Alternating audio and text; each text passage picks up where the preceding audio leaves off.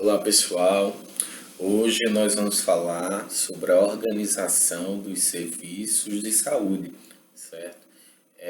Como é que essa estrutura foi organizada, ou deve ser organizada, né? O que foi que aconteceu de bastidor aí para as nossas sociedades inteligentes entenderem a necessidade da gente organizar esses serviços para dar uma assistência melhor para a população, para a gente conseguir cuidar melhor das pessoas. E aí, quando a gente fala em organização dos serviços de saúde, a gente lembra do nosso sistema de saúde, né? Como vocês já viram nas aulas passadas, que antes não existia, e só recentemente, década de 80 para 90, é que a gente tem a consolidação, o início dos primeiros passos para o Sistema Único de Saúde. Diferente, por exemplo, da Inglaterra. Na Inglaterra, a gente teve um movimento já há muito tempo, né, desde 1950 mais ou menos, de uma instituição de um sistema de saúde universal e público para todas as pessoas. Então, para a gente chegar a discutir esse sistema de saúde, a gente tem que perceber um pouco essa construção da cidadania. Então, a gente percebe que o desenvolvimento, o desenrolar da construção da cidadania fez com que as civilizações se organizassem para, os países se organizassem para construir um sistema de saúde que conseguisse atender as pessoas, certo? Então, quando a gente avalia a cidadania, os primórdios da cidadania, primeiro é a cidadania civil. Quando as pessoas começam a ganhar liberdade, né? Então a cidadania civil é extremamente importante porque ela dá direito à liberdade individual das pessoas, o direito de ir e vir. E se a gente olha para trás no nosso exemplo do Brasil, há poucos anos atrás, no âmbito da história, tudo muito pouco, muito recente, a gente viveu uma ditadura, então a gente tinha esses nossos direitos civis limitados de certa forma.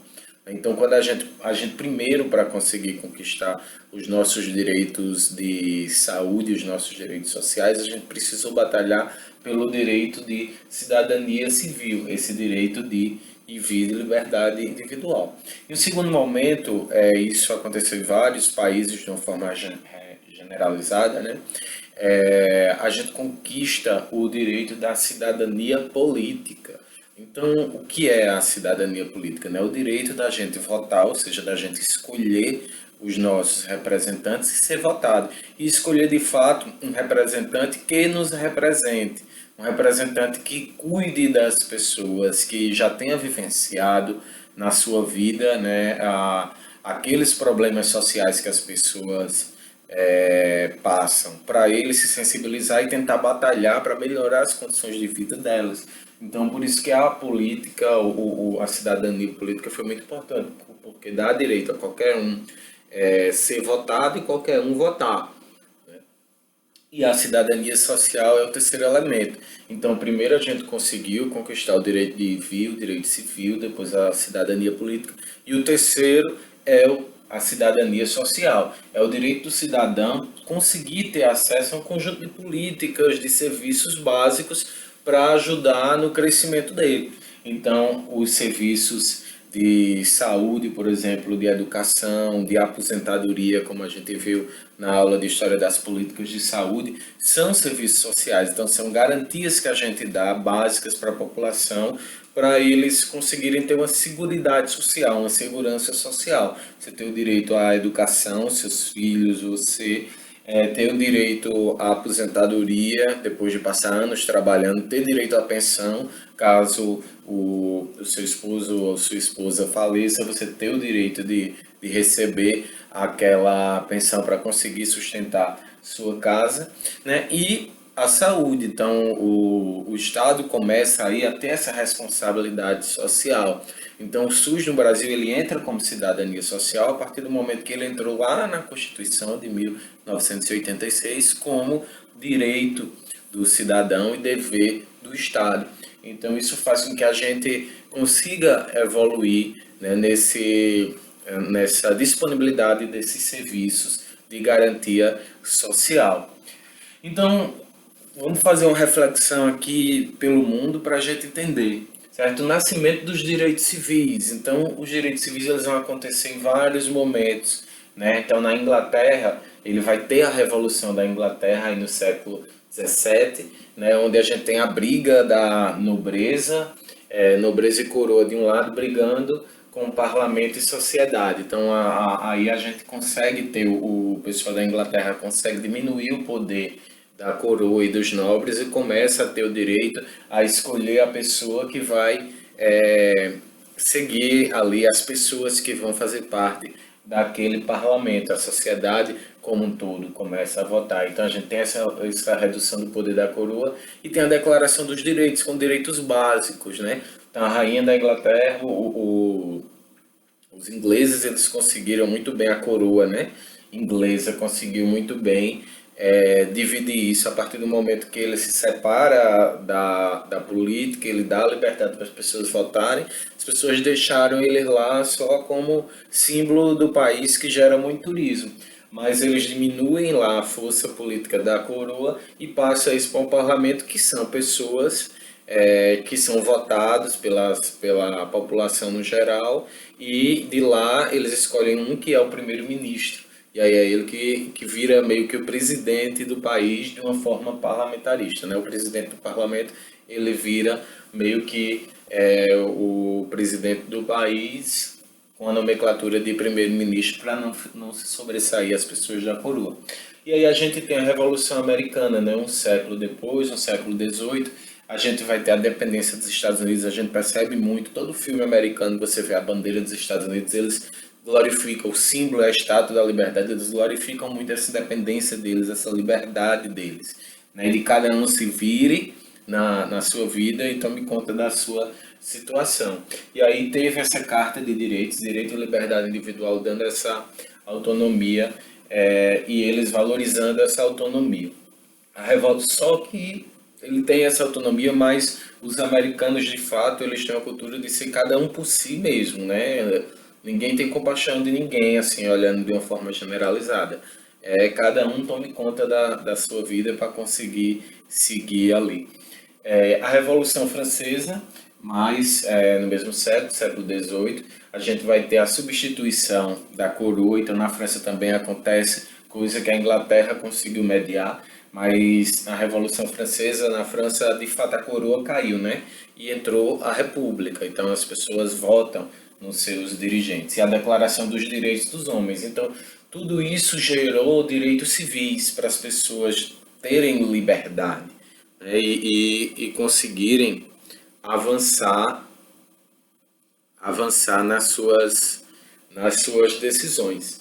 E aí o nascimento dos direitos políticos. Então, o nascimento dos direitos políticos vem exatamente dessa limitação que se tinha das pessoas poderem decidir ou poderem ser eleitos. Não era qualquer um do povo que podia ser eleito, né? Então, aos poucos essas coisas foram mudando. Então, a necessidade da ampliação dessa participação popular nas decisões políticas foi uma luta, uma batalha para se conseguir. O movimento cartista conseguiu fazer lá na Inglaterra dar o direito a um homem um voto, né? Depois de 17 anos de luta foram que eles conseguiram isso, e apenas você vê que aqui de fato era um homem e um voto. Foram 17 anos de luta para um homem comum, não só nobres, poderem votar, poderem decidir pela vida coletiva, né? E só no século XX, se a gente olha nesse olho da história muito, muito recente, né, as mulheres vão ganhar esse direito de votar. Então demora bastante para as mulheres conseguirem ter esse direito de voto. Então no Brasil aconteceu a mesma coisa. Primeiro era só nobres, eram pessoas mais abastadas que tinham direito de votar, depois foi para todo mundo alfabetizado, que estava ali só homens, depois que foi abrangendo aí para a mulher também. O nascimento dos direitos sociais, que é o mais importante para a gente, mas a gente tem que entender um pouco essa lógica de sequência de fatos, ele é o terceiro ponto, ele é o que traz importância para a gente para a construção dos sistemas de saúde universal. Ele, no decorrer do século XX, principalmente depois da Segunda Guerra Mundial, depois quando vocês forem assistir o documentário, vocês vão perceber isso, os ingleses perceberam, se a gente tem dinheiro para matar pessoas, né, para fazer guerras, por que a gente não tem dinheiro para cuidar das pessoas? porque a gente não tem dinheiro para cuidar da saúde das pessoas.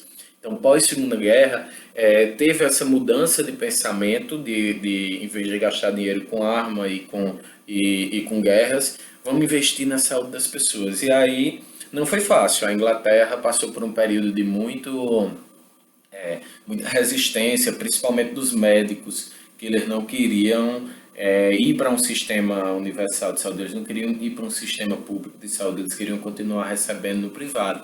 Mas aos poucos todo mundo foi migrando, os melhores médicos foram migrando e os médicos que estavam no privado começaram a ficar sem pacientes, então eles precisaram aderir ao sistema público, eles foram obrigados a aderir ao sistema público.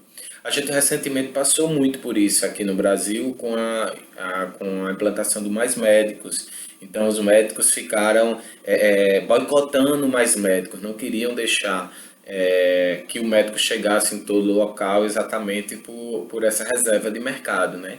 E aí depois o Mais Médicos deu muito certo, muita gente que não tinha médico nas suas cidades começou a ter, e aí foi extremamente aprovado pela população. Então acontece aos poucos, devagarzinho a gente tá tomando conta e conseguindo chegar aos nossos objetivos. Não é fácil, são lutas árduas, né, para a gente crescer nesse processo, mas tem muita resistência de vários setores ocultos, mas a gente aos poucos vai conseguindo. Então a Inglaterra teve esse sentimento de reconstituição nacional e cria esse primeiro sistema de saúde público de acesso universal do Ocidente, além de um amplo sistema de aposentadoria e pensão. Então, além dele criar o sistema público de acesso universal, que é o acesso universal para todas as pessoas, todo mundo tem o direito de acessar, ele cria também esse sistema de seguridade social para dar direito à aposentadoria e à pensão à população. Então, quando a gente fala de sistema, né, a gente às vezes se acostuma a dizer Sistema Único de Saúde, SUS, virou já uma coisa na nossa mente, mas a gente não volta para pensar o que de fato é um sistema.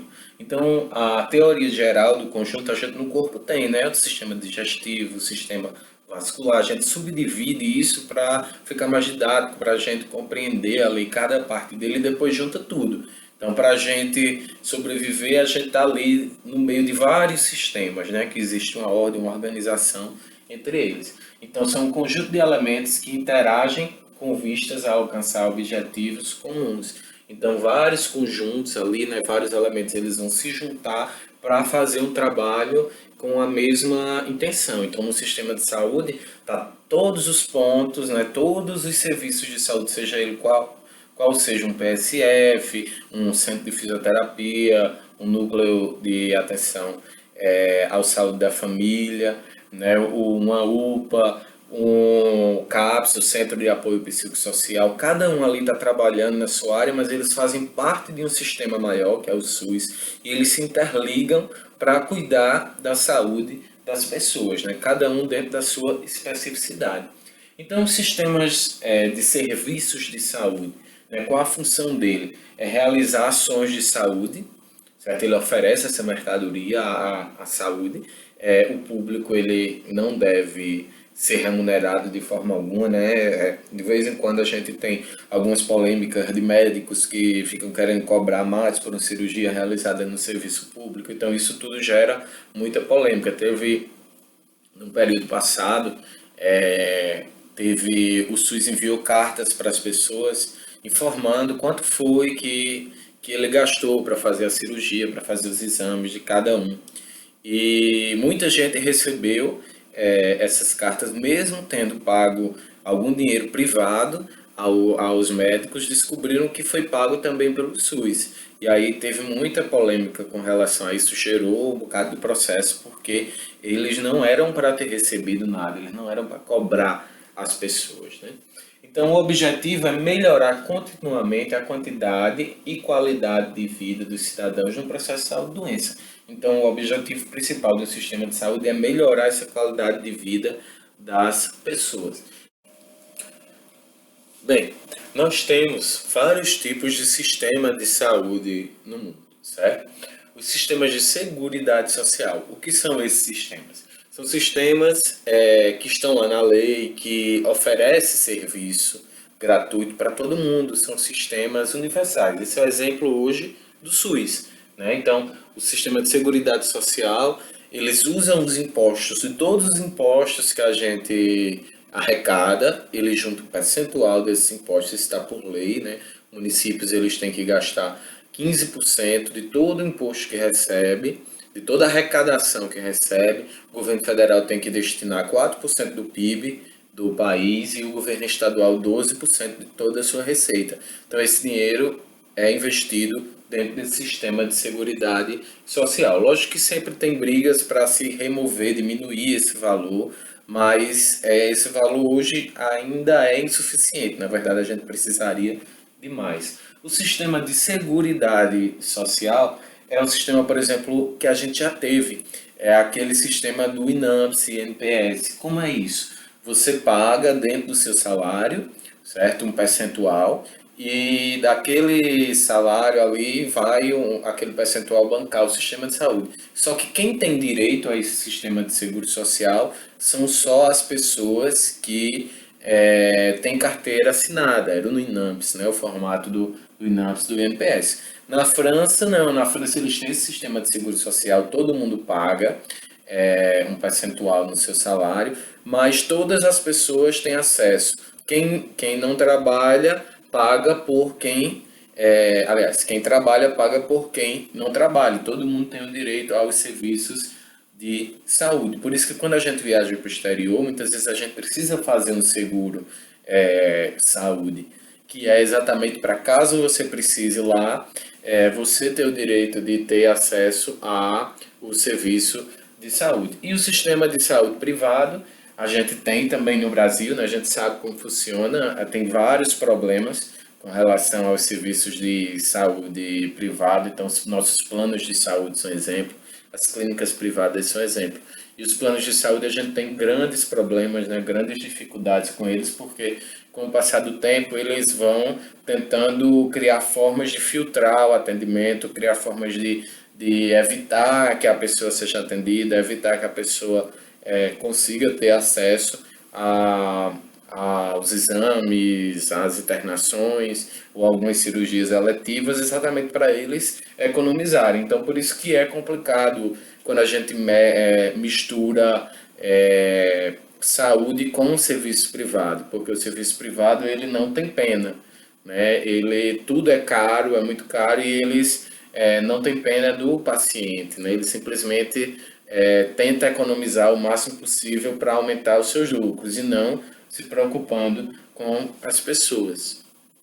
E aí a gente teve uma ideia que foi dada por Dawson, né, para basear aquele sistema de saúde da Inglaterra que ajudou a constituir o sistema de saúde da Inglaterra, que vocês vão ver no documentário como é que funciona, certo? E ele vai mostrar, dividir isso em alguns princípios. Então, primeiro, o Estado tem que ser o provedor e controlador da política de saúde. Por que é o Estado que tem que fazer isso? Porque o Estado não tem vínculo, ele não se preocupa com, ele, teoricamente, né? Não deveria se preocupar com lucros, né? Ele não deveria se preocupar em negar atendimento às pessoas. Ele é o principal responsável por querer que sua população seja saudável, esteja bem, para essa própria população poder produzir riqueza para ele. Esforços coordenados ou trabalho em equipe no serviço de saúde. Então, todo serviço de saúde ele precisa do esforço coordenado. Então, a gente tem um fisioterapeuta que faz parte desse processo, é muito importante. Tem um médico, tem um enfermeiro, tem um técnico, tem a equipe de administração. Todo esse grupo, eles juntos, cada um dentro da sua área, consegue ajudar. Tem um dentista, né? Ele consegue ajudar a cuidar das pessoas. Então esse trabalho ele tem que ser equipe, ele não pode ser centrado simplesmente no médico.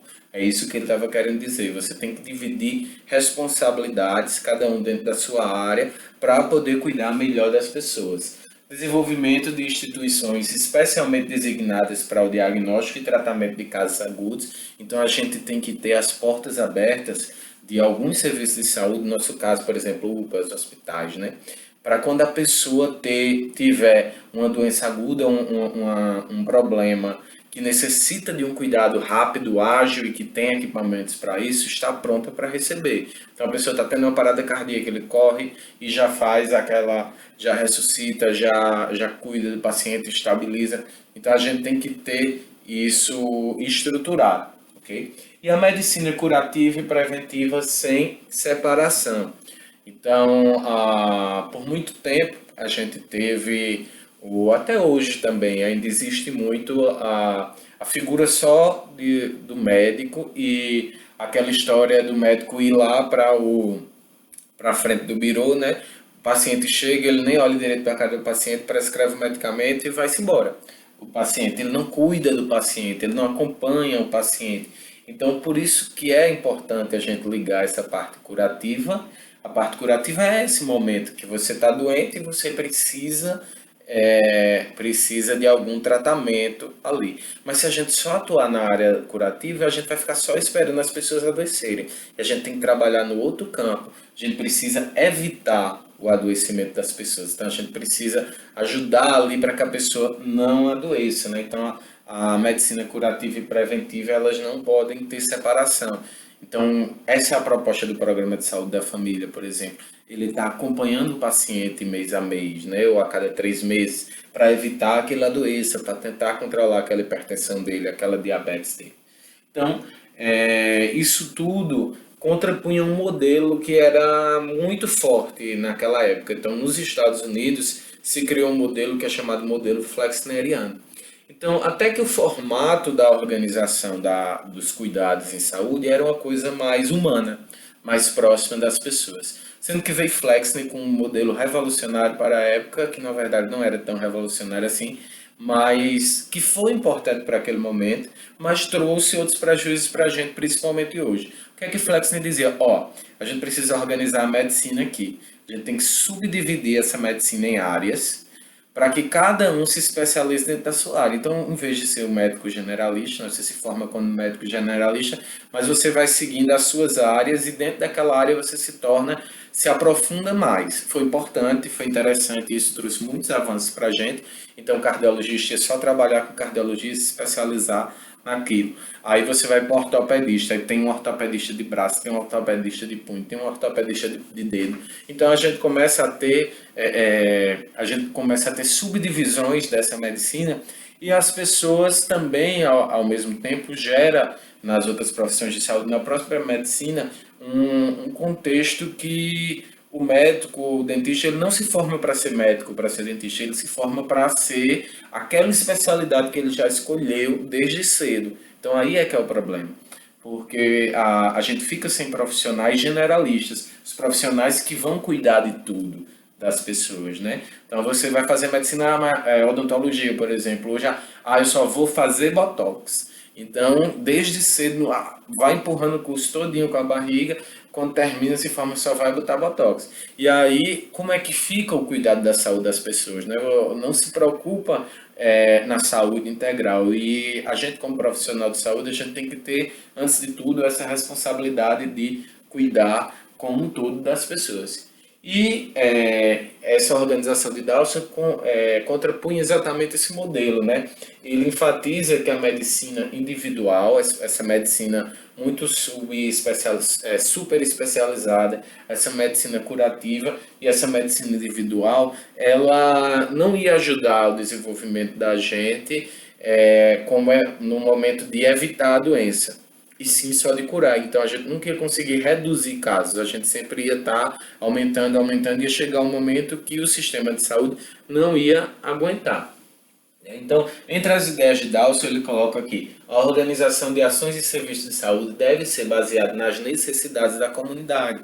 Então, a gente precisa avaliar como é que está a comunidade, como é que é o perfil daquelas doenças, né? Então, o programa de saúde da família faz muito isso, porque ele está inserido na comunidade. Para você ser profissional do programa de saúde da família, você tem que estar ali próximo, você tem que fazer visitas, conhecer as pessoas ao redor, né? Conhecer a realidade de cada pessoa para poder planejar o serviço. Então não adianta vir uma ordem lá de cima do Ministério da Saúde, todo mundo fazendo campanha contra a leishmaniose, sendo que leishmaniose não existe aqui na nossa região. né? Existem áreas endêmicas específicas, então não adianta a gente fazer isso para todo mundo. A gente tem que racionalizar gastos para a nossa realidade, então por isso que a gente precisa ter esse cuidado. Então, razões de eficiência e custo. Também a gente precisa, já entrando nessa parte que eu estava falando, a gente precisa fazer com que o dinheiro gasto dentro do serviço público ele seja voltado para o que mais precisa naquela região, né? Então, a gente usar aquele dinheiro de uma forma eficiente. A gente não pode se dar o luxo de, de desperdiçar, né? A gente já tem tão pouco, a gente não pode se dar o luxo de desperdiçar recursos. O aumento crescente da complexidade da medicina leva o custo, então quanto mais a medicina se especializa, quanto mais a medicina aumenta seus equipamentos, é louvável, é importante para a gente o surgimento de novos equipamentos, mas esses equipamentos têm uma manutenção mais cara, têm preços mais caros e precisam de recursos humanos, ou seja, de profissionais especializados para utilizar aqueles equipamentos. Então, cada vez mais a medicina vai criando alto custo. Então, se a gente não consegue evitar as pessoas adoecerem, cada vez mais isso vai ficando insuportável e o sistema não aguenta pagar essa conta, né? As ações preventivas e curativas não podem ser separadas, elas têm que andar sempre em conjunto e devem ser organizadas de forma integrada e colocadas dentro dessa esfera de atividade dos médicos generalistas, que inclui, além do indivíduo, suas famílias e comunidade. Então, o que acontece muito, um médico ou dentista, ele vai para o serviço público com um bico. Ele assume o PSF ali, assume o SAMU pelo umbigo, não, vou ficar aqui enquanto eu estou estudando para fazer minha residência. Então, falta essa responsabilidade dos profissionais. Ou ele não aprendeu. Ele, na época da faculdade, ele não aprendeu a ser dentista. Ele só aprendeu a colocar o botox lá dele, né? Ou a querer fazer somente cirurgia e esquecer o restante.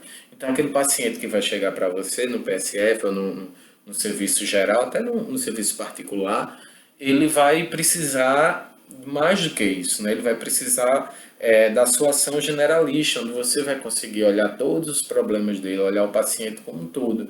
E aí você vai ter que enviar um paciente, encaminhar um paciente para fazer uma restauração, para fazer uma cirurgia. Hoje acontece muito, a primeira coisa que se faz na entrevista de emprego do dentista no PSF é perguntar se ele faz extração, porque os dentistas mais velhos só faziam extração.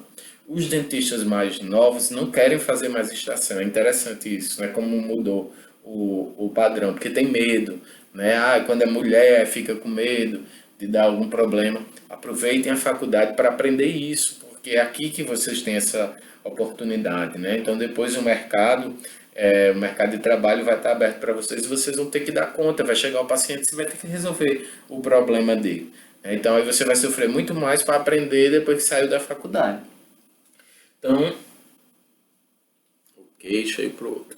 Então, os sistemas locais de saúde, os silos, né, foi idealizado pela Organização Mundial de Saúde, a Organização Pan-Americana de Saúde, como uma forma de padronizar como é que deveria ser dentro da realidade das pessoas dos países que estavam em desenvolvimento, como é que deveriam organizar esse serviço de saúde. Então, ela ajudou a orientar esse sistema de saúde da América no sentido de organizar a hierarquização e regionalização. Então, o que é hierarquização? É organizar os serviços de saúde de uma forma que a gente crie parâmetros, né, que gere uma organização, um caminho para aquele paciente seguir dentro da rede de saúde, certo? Criar níveis, você não pode chegar somente com dor de cabeça no hospital. O hospital é um serviço caro para se manter. A gente tem que ter o hospital pronto para receber uma pessoa que está tendo uma parada cardíaca. E aí resolver o problema dele ali, certo? Então, para dor de cabeça, a gente tem que ter também um sistema de saúde pronto, mas que não deixe complicado o funcionamento do serviço lá do hospital, por exemplo. Então, ele é baseado nessas ideias de Dawson, cria os níveis de atenção à saúde, o nível primário, o nível secundário e o nível terciário. Então, quando a gente hierarquiza, é como se a gente fizesse uma pirâmide. esse nível primário ele é a base, ele é a porta de entrada no sistema de saúde, ele é onde acontece o tratamento de promoção, de prevenção e de cura de atendimentos das pessoas. O nível secundário é um nível mais intermediário, quando a gente precisa de algo mais especializado, então você precisa fazer um eletro, você precisa fazer uma tomografia, uma policlínica, precisa visitar um cardiologista, você vem para o nível secundário. Na odontologia, como é isso? Então, a gente tem no nível primário os PSFs com dentista, no secundário a gente tem o Centro de Especialidade Odontológica. O que é que o Centro de Especialidade Odontológica faz? Faz endodontia, faz a detecção de lesões com câncer, né? Faz atendimento de pacientes com necessidade especial que não se consegue fazer na atenção primária, alguns conseguem fazer na atenção primária. Certo? Então ele dá uma cobertura a uns procedimentos mais especializados que a gente não consegue fazer aqui na atenção primária e ele oferece esse serviço, certo? Na atenção secundária. E na atenção terciária é o tratamento, por exemplo, hospitalar. Então, onde a gente precisa de tratamento hospitalar, na odontologia a gente tem cirurgias de fratura, de mandíbula, maxila, tratamento de câncer é feito aqui no serviço terciário também, certo? No hospitalar, aquele que precisa de ambiente hospitalar. Promove ações e serviços de saúde nas comunidades locais, certo? A atenção primária vai fazer isso, e essa ênfase na ação conjunta dos médicos da família e do enfermeiro. Então, o enfermeiro ele se destacou bastante na estruturação do programa de saúde da família, exatamente porque ele tem uma formação voltada para o cuidado. Então, o enfermeiro é o manda-chuva ali do PSF, né? Dá show até no médico, porque ele aprendeu o cuidado, né? E aí a gente precisa da peça-chave também, que o médico, que é quem vai dar a segurança, que vai prescrever as medicações, que é quem sabe, de fato, que tem a formação para resolver os problemas ali daquela comunidade. Então, os nossos sistemas de saúde, a gente tem a forma piramidal, que é a forma da hierarquização, né? Como eu falei para vocês. A atenção primária aqui está na base, a atenção secundária e a atenção terciária. A atenção primária é essa porta de entrada, a atenção secundária é a UPA, por exemplo, a média complexidade, é os especialistas, e a alta complexidade são os hospitais. A gente precisa de fazer um procedimento que requer um recurso maior.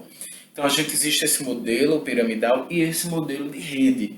Como é esse modelo de rede? Esse modelo de rede ele coloca a atenção primária em saúde como foco. E, na verdade, todos os sistemas estão ligados. Então, a gente tem um hospital, tem um CAPS, por exemplo, tem o NASF. Então, tudo isso aqui está interligado e eles ficam encaminhando o paciente de um lugar para outro.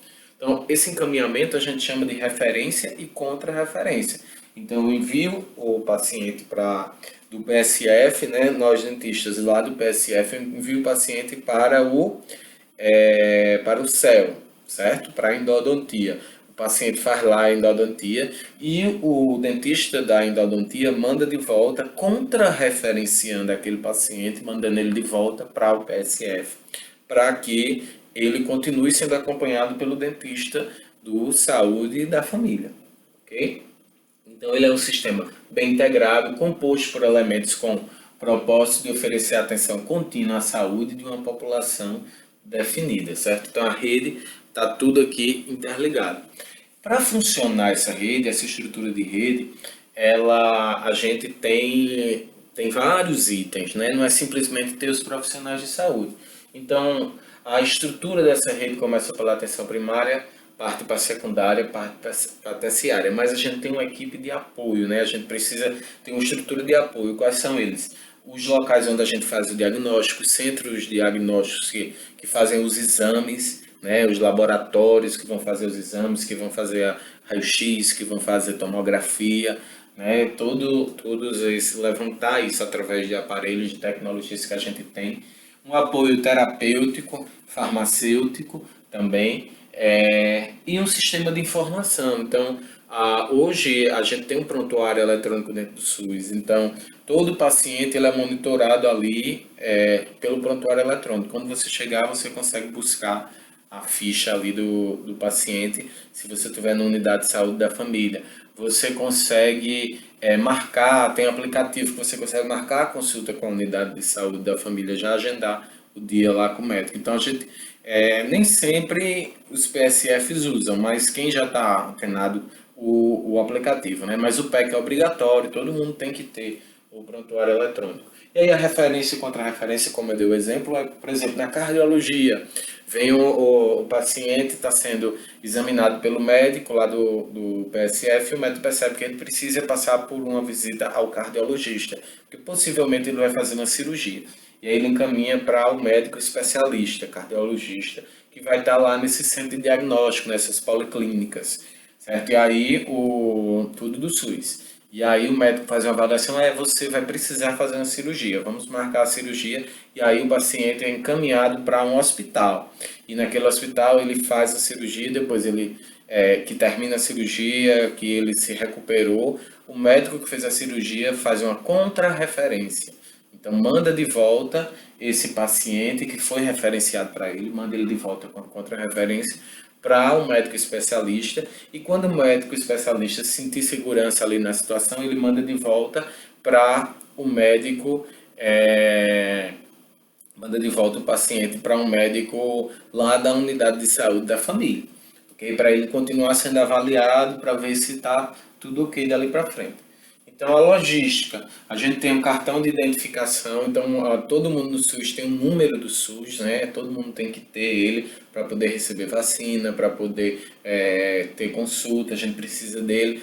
Em caso de emergência, se você não tiver, eles não vão deixar de atender, mas você vai ter que localizar aí ou criar o seu número. O prontuário clínico vai estar nesses sistemas de saúde, né? A atenção primária já tem isso bem definido num prontuário eletrônico.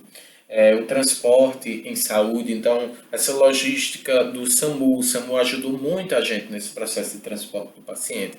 Então o paciente ficava se batendo sem ter como, principalmente os pacientes do interior, para sair, para ir para outra cidade para ser atendido. Então o SAMU ajudou muito nesses pacientes que estão em situação grave, que não podem ir em carro particular, o carro de linha, ele precisa ir na ambulância, então o SAMU chegou a todos os interiores, então a gente consegue unir essa rede e levar o paciente de um lugar para o outro. E a gestão da saúde, a gestão da rede também é extremamente importante para fazer o sistema funcionar. Então a gente depende desses gestores que articulam a compra de insumos, né, a compra de medicamentos, de manutenção da situação local para que tudo aconteça bem. Então aqui a gente tem um exemplozinho de como está organizada essa rede de saúde, certo? Então a gente tem a unidade básica de saúde da família, então ela está aqui, né? Mas todas elas estão interligadas. Então se chegar um paciente aqui na unidade passando mal e precisa ser encaminhado para o hospital, o SAMU vem para cá, pega o paciente e leva ele para o hospital. Se um paciente, uma pessoa que é atropelada, liga para o SAMU já interliga ele na rede e vem direto para o hospital. Né? A gente tem as unidades com sala de estabilização. O que é essa sala de estabilização? Nos interiores menores, que você não pode abrir uma UPA, né? A UPA ela precisa de em torno de 500 mil habitantes ao redor da cidade para você conseguir abrir, porque também a gente não pode desperdiçar recurso. Né? Cidades pequenas podem ter um centro de estabilização. Esse centro de estabilização ele é um local onde o paciente está passando muito mal, o SAMU vem, leva ele para cá primeiro, e aqui também tem uma equipe médica para estabilizar o paciente, controlar ele, depois que ele estiver controlado, segue a viagem para o hospital, certo? Logicamente aqui está tudo pertinho, mas, vamos dizer, no interior a gente teria que mudar de cidade, né? E o Melhor em Casa é um programa que tem uma equipe médica, enfermeiro, multidisciplinar, psicólogo, nutricionista, todas essas pessoas dão assistência àqueles pacientes acamados, são aqueles pacientes que têm doenças crônicas, que não têm cura mais, e eles vão sendo cuidados em casa, certo? Aqueles cuidados mais paliativos, e vão controlando a doença em casa para ele não precisar ficar no hospital, porque o ambiente da casa dele é mais confortável, lógico que ele não vai querer morar no hospital, então fica lá na casa dele, e a equipe de saúde vai lá, visita, dá assistência, né, e controla o paciente e acompanha esse paciente. Isso ajuda a desocupar leitos de hospital e dá uma dignidade melhor para o paciente, porque ele está no aconchego do lar. Né? A gente também tem as campanhas de promoção, né, prevenção de saúde, então o SUS está nessas divulgações também. Então a gente percebe que a gente tem que é tudo interligado, né? E quando a gente precisa de uma situação com maior complexidade, a gente vai ter o hospital, que vai fazer a cirurgia coronariana, né? Que vai ter UTI em pacientes graves. Tá? Então a gente tem toda essa estrutura organizada. Então, os componentes do sistema de saúde eles se completam, né? A gente vai ter aqui a população, que tem a resolução de saúde dos indivíduos na coletividade, então a gente precisa resolver os problemas desses indivíduos como um todo. A gente precisa organizar esse serviço de saúde por território, a gente vai ver lá no programa de saúde da família como vai fazer isso. E a gente precisa ter uma estrutura, por exemplo, hospitalar distribuída. Não, você não tem condições de fazer um hospital de grande porte, como por exemplo o Trauma, em toda a cidade da Paraíba. Mas a gente pode colocar um hospital daquele nível em cidades polos, em cidades que você junta, que você concentra pessoas ao redor ali naquele raio, né? Muito importante esse cadastro do paciente. Então, o programa de saúde da família faz esse levantamento muito bem e levanta esses riscos sociossanitários que a população vive, então com as condições de vida que ele vive ali, e quem está em situação de vulnerabilidade.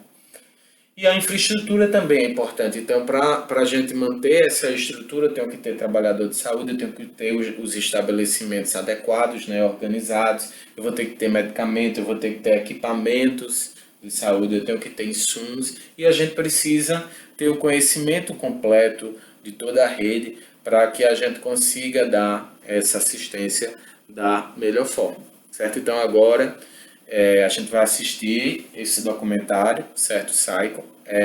Esse documentário é muito interessante porque ele compara algumas sistemas de saúde no mundo para a gente entender como é que funcionam esses sistemas, né? A gente vai conhecer como é o sistema de saúde americano, como é o sistema de saúde francês, o sistema de saúde cubano, da Inglaterra, certo? E do Canadá.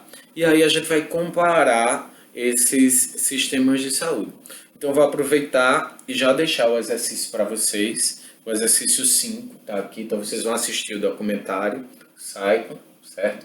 SOS Saúde, o link vai estar aí, tem no YouTube. E vocês vão responder essas seguintes questões. Então, quais as principais características do sistema de saúde dos Estados Unidos, Canadá, Inglaterra, França e Cuba?